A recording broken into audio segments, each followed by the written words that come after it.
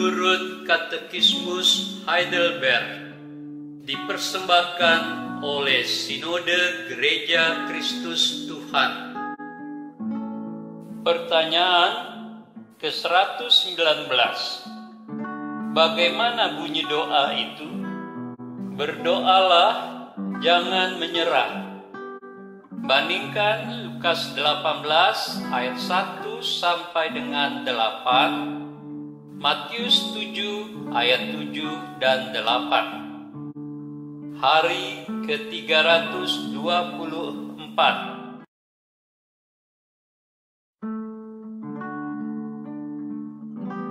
Saudara, ada ungkapan berdoalah, jangan menyerah.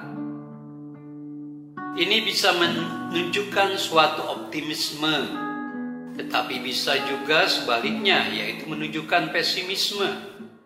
Optimisme jika ungkapan itu didorong oleh keyakinan bahwa Tuhan sanggup memberikan pertolongan dengan caranya yang terbaik dan dibarengi usaha-usaha positif yang masuk akal sesuai firman Tuhan.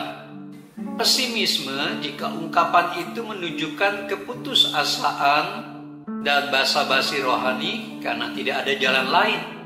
Tidak ada yang bisa digerakkan oleh Tuhan untuk menolong, dan itu dilakukan sebagai alternatif terakhir, di mana sebelumnya tak ada satupun yang ingat untuk berdoa kepada Tuhan.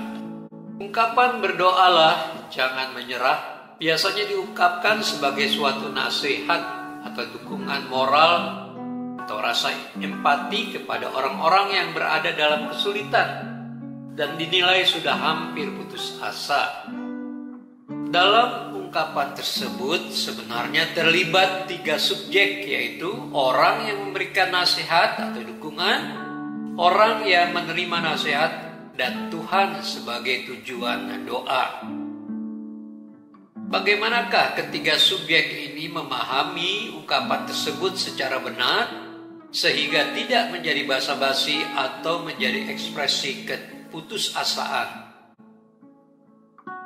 Saudara, orang yang memberikan nasihat haruslah seorang yang bisa melakukan dan menghayati bagaimana kuasa Tuhan bekerja melalui doa, karena jika tidak, maka ia hanyalah orang buta yang mendukung orang buta. Juga haruslah seorang yang bersedia dipakai oleh Tuhan sebagai jawaban doa dari orang yang diberi nasihat.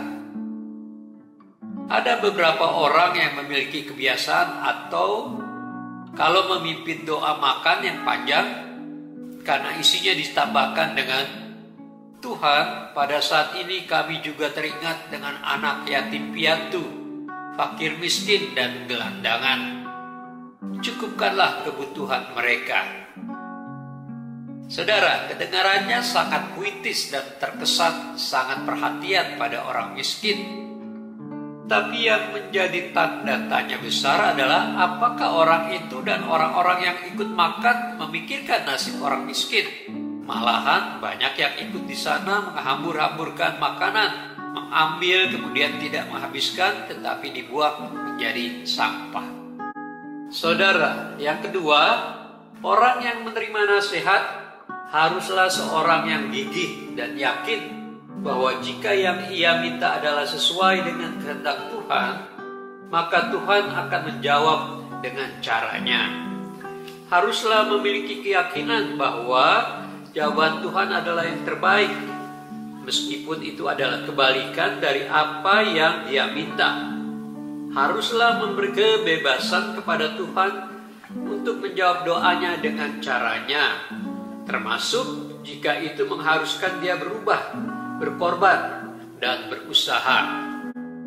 Saudara, Tuhan sebagai tujuan doa, Dia menghendaki kesungguhan total luar dalam. Tuhan bukan banser, bukan hanya tempat meminta persetujuan. Tuhan menghendaki Dia adalah labuhan utama, pertama dan satu-satunya dalam hidup umat-Nya. Tuhan menunggu kita menemukan kehendak-Nya, dan itulah yang kita bahasakan sebagai Tuhan menjawab doa. Saudara, kalau seorang hakim yang lalim yang tidak takut akan Tuhan masih menghargai kesungguhan, Tuhan pasti lebih baik, asalkan perkara umatnya benar. Berdoalah, jangan menyerah. Ungkapan ini menjadi sebuah harapan dan keyakinan seorang yang optimis. Apakah Anda sedang menghadapi pergumulan? Berdoalah, jangan menyerah. Puji Tuhan.